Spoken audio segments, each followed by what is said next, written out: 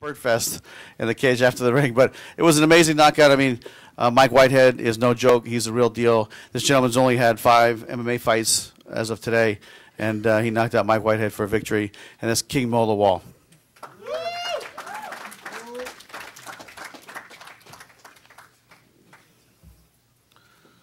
Come up here, King. Right here, buddy. And he brought his crown. Yeah, I brought the crown to, I'd like to thank you for having me. It's my first fight, my first crown I wore in Strikeforce. And I'd like to anoint you King Coker. Oh, King Coker. All right. I like it. All right. Looks good on him, don't it? I feel like I could be the next Don King here.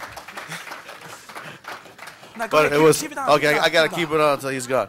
King to a king. Now, I know this is going to be on Dave Meltzer's call. I know for sure now.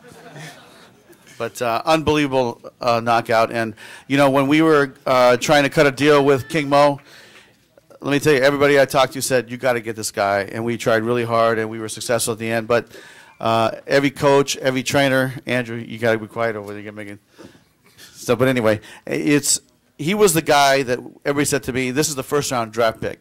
And I'm glad we came to a deal. And this is his first fight. He'll have many more. If you have any open remarks, other than my crown, which I'm going to take off right now. Well, I'm glad that, I'm in Strikeforce doing my thing. I'm having fun. And I'm glad that y'all allow me to be me.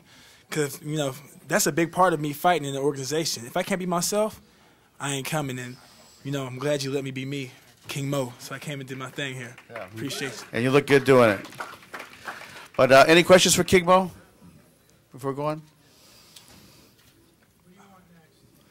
There's a lot of big people out there I can fight.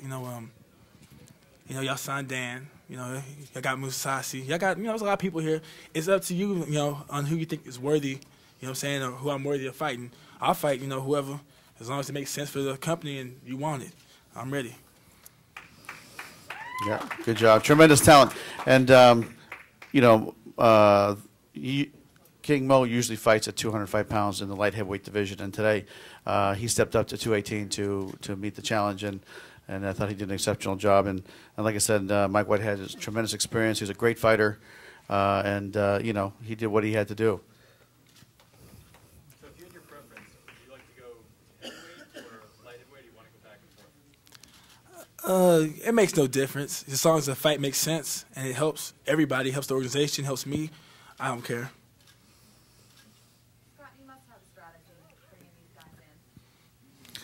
Well, I mean, it wasn't, on paper, Mike Whitehead had, 25, 30 fights. I mean, he's a seasoned veteran, and anything can happen in the cage, But, in watching Mo fight in Sengoku, and like I said, everybody that I talked to, my guys, or people that he was training with, I was always hearing the word, you got to get this guy. This guy is going to be the guy for the future. So I started looking at some tape of him. I said, it's pretty good. And, like I said, I feel like we got this, got the first round draft pick. I feel very lucky. I'll tell you, that's something you have to ask him. I mean, let's give the kid, a couple fights before we have that question. But I answer. It's like this: when I keep winning, and if Fedor keeps winning, that's if he gets past my boy Fabrice show. You know what I'm saying? And Overeem or whoever, then I'd like a chance at him. Maybe I'd fight him at heavyweight. It's whatever with me. Regarding the ring entrance, do you prefer the Japanese ring girls or the American ring girls? Oh man, we gotta go with this. You know what? It doesn't matter as long as they're on beat. And these girls, they were pretty good. They were on beat. They did their thing. They were good. Now in Kansas City, them girls were subpar, and I had to fire them. They were terrible. that's funny. Your personality is a big part of your fights. Some people compare you to Rampage Jackson. Would you be interested in fighting him, maybe putting the crown up against the chain? Well, he better get a bunch of chains and paint them gold or something, because you see that? And you see a chain? Nah, my stuff is way better than that. And as far as Rampage is concerned, man, he better start Strikeforce. You know what I'm saying? If he wants to see me, he better come to Strikeforce and we can make it happen. But as far as, him, I'm not worried about him. I'm just worried about what Strikeforce has to offer me, and that's it.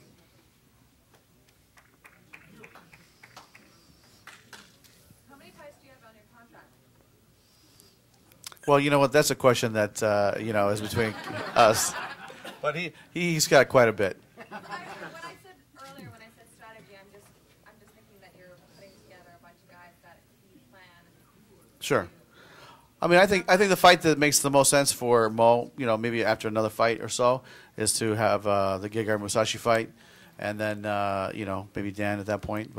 And we're gonna be bringing other guys in. I mean, this isn't gonna stop. We're gonna keep bringing more guys in and high level guys, and we're gonna keep moving this bus forward. Great, thank you very much. Thanks, man.